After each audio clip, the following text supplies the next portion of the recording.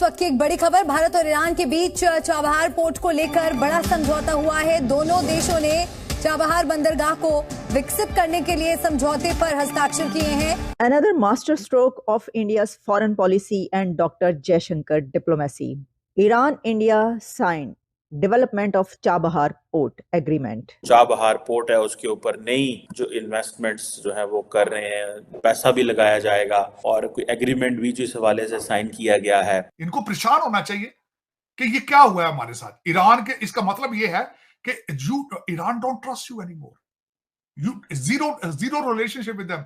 ये वैसे बड़ा एक सोचने वाली बात है कि उन्होंने एक नॉन मुस्लिम कंट्री को ज्यादा प्रेफर किया एक मुस्लिम कंट्री से, जिनके बॉर्डर्स भी अटैच है। तो चाहिए तो ये था कि आपको फर्स्ट ऑफ ऑल जो मुस्लिम कंट्रीज है उन पर ज्यादा फोकस किया जाता है। भारत मेरे विचार से अकेला एक ऐसा देश होगा जिनके संबंध सऊदी अरेबिया के साथ बहुत अच्छे हैं, ईरान के साथ बहुत अच्छे हैं, यूएई के साथ बहुत अच्छे हैं। अक्सर ये बात की जाती है कि पाकिस्तान और ईरान के बीच जो ताल्लुकात होने चाहिए था वो तो इंडिया उससे कहीं आगे निकल चुका है ईरान से रिलेशंस में। भारत एक, मैं जिस तरह कहता हूँ कि रीजनल पावर है, बल्कि they are behaving like a super power. Matter of fact, जिस तरह डॉक्टर जयशंकर साहब ने टोनी ब्लिंकन की मौजूदगी में कहा था कि America is not the only super power on the planet anymore. India और ईरान में ऐसे देखा जाता है the port is also seen as a key hub for the international north south transport corridor INSTC project. You are continuously losing. Pakistan is slipping from your hands like a sand, जिस तरह रेत हाथ से slip होती है और आपको किसी को कोई परवाह नहीं है इस वक्त। ये जो INSTC प्रोजेक्ट है ये 7,200 किलोमीटर लॉन्ग एक आप कह सकते हैं मल्टी मोड ट्रांसपोर्ट प्रोजेक्ट है for moving freight between India, Iran, Afghanistan, Armenia, Azerbaijan, Russia, central Asia and Europe. एक ऐसे वक्त में ईरान का दौरा कर रहे हैं कि जिस वक्त हूतीस के हमले हो रहे हैं और यूके और अमेरिका ने हूतीस के खिलाफ स्ट्राइक्स भी कर डाली हैं। एक ऐसे वक्त में इंडिया की एक ऐसी डिप्लोमेसी और फॉरेन पॉलिसी नजर आ रही है कि जिसमें ये पता चलता है कि डॉक्टर जयशंकर ने अभी 2 दिन पहले जो बातचीत करते हुए ये कहा कि पूरी दुनिया में कोई भी फैसला किया जाता है तो उसमें इंडिया की राय ली जाती है, तो ये बात गलत नहीं, ये साबित हो रही है। सबसे पहले हम बात करेंगे कि चाबहार पोर्ट पर क्या एग्रीमेंट हुआ, लेकिन ये विजिट चाबहार पोर्ट से इस एग्रीमेंट से बढ़कर कहीं ज्यादा अहमियत का हामिल है। वो कैसे, इसके ऊपर भी रोशनी डालेंगे।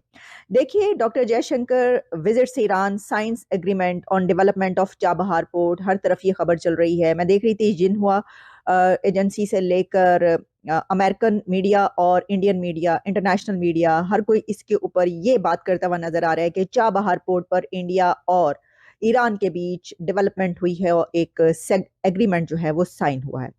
इसमें आप ये तो हम पहले भी बात कर चुके हैं कि चाबहार पोर्ट की जो डेवलपमेंट है वो इंडिया और ईरान के बीच काफ़ी अरसे से चल रही है और ये कॉरिडोर इंडिया और ईरान के लिए बहुत अहमियत का हामिल है। लेकिन ये बात याद रखिएगा कि ये जो एग्रीमेंट साइन हो रहे हैं वहाँ पर ये सिर्फ उस ही चाबहार पोर्ट तक सिर्फ महदूद नहीं है कि जिसकी हम बात करते हैं कि देखिए ईरान और इंडिया के बीच ये जो कॉरिडोर है इसकी वजह से जो पाकिस्तान के ऊपर जो असर पड़ता है, ये अक्सर ये बात की जाती है कि पाकिस्तान और ईरान के बीच जो ताल्लुकात होने चाहिए तो वो तो इंडिया उससे कहीं आगे निकल चुका है ईरान से रिलेशंस में। तो मैं आपको ये बताना चाहती हूँ कि ये पोर्ट अब सिर्फ ईरान और इंडिया तक महदूद नहीं रहा, बल्कि इसके और कंट्रीज के साथ कैसे लिंक अप हो रहा है ये भी आपके सामने रखते हैं।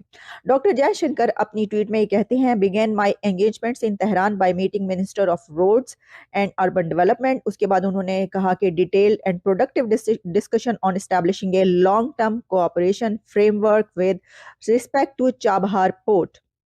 उसके अलावा उन्होंने और जो व्यूज इसमें शेयर किए वो international north south transport corridor, ये वो है सिलसिला जिसके ऊपर मैंने अभी आपसे ये बात की। 2021 में जो है उन्होंने ये कहा था कि की रीजनल ट्रांजिट हब के तौर पर इसको देखा था और कनेक्टिविटी कॉन्फ्रेंस जो ताशकंद में 2021 में हुई थी इसके ऊपर भी इस चाबहार पोर्ट के हवाले से बात की गई थी। और इसको जो है इंडिया और ईरान में ऐसे देखा जाता है the port is also seen as a key hub for the international north south transport corridor INSTC project. अब देखिए, ये जो INSTC प्रोजेक्ट है, ये 7,200 किलोमीटर लॉन्ग एक आप कह सकते हैं मल्टी मोड ट्रांसपोर्ट प्रोजेक्ट है for moving freight between India, Iran, Afghanistan, Armenia, Azerbaijan, Russia, central Asia and Europe. तो ये जो बात है ना, ये सिर्फ पोर्ट चाबहार पोर्ट की जो बात की जाती है, सिर्फ इंडिया और ईरान तक महदूद नहीं रहा, बहुत आगे तक निकल चुका है। और पहले भी मैंने इसके ऊपर प्रोग्राम किया था, जिस वक्त ये सारी खबरें जो है वो चल रही थी कि जो पाकिस्तान है इससे अब वो बहुत दूर जा चुका है। चले, ये तो एक और एंगल है, इसके ऊपर अभी बात करते हैं। देखिए, ये तो हमने चाबहार पोर्ट की जो खबर है वो आप तक पहुंचाई, लेकिन डॉक्टर जयशंकर का ये विजिट एक ऐसे वक्त में ईरान जाना, वहां पर ये डिस्कशन होना, तो उन्होंने सिर्फ चाबहार पोर्ट पर ही डिस्कशन नहीं की, उन्होंने हूतीस के हमलों को भी डिस्कस किया है और कहा है कि उनको इसके ऊपर कंसर्न्स है। रेड सी में जो कुछ इस वक्त हो रहा है, अरेबियन सी से लेकर रेड सी तक जो एक ऐसी सिचुएशन है जिसमें तमाम कंट्रीज अपने वहां पर जो है फिर फोर्सेस भेज रहे हैं, तो उन्होंने इसके ऊपर अपने कंसर्न्स शो किए। और इसके अलावा जो इस वक्त जियोपॉलिटिकल सिचुएशन है और जो जंगें चल रही हैं यूक्रेन से लेकर और रशिया तक, ये तमाम पॉइंट्स डिस्कस हुए हैं। मैं आपके सामने उनकी कुछ जो डिस्कशन है वो रखे देती हूँ, ताकि हम ये अंदाजा कर सकें कि जो डॉक्टर जयशंकर है उन्होंने ऐसे वक्त में ईरान का दौरा किया कि जिस वक्त ईरान हूतीस की बैक पर है,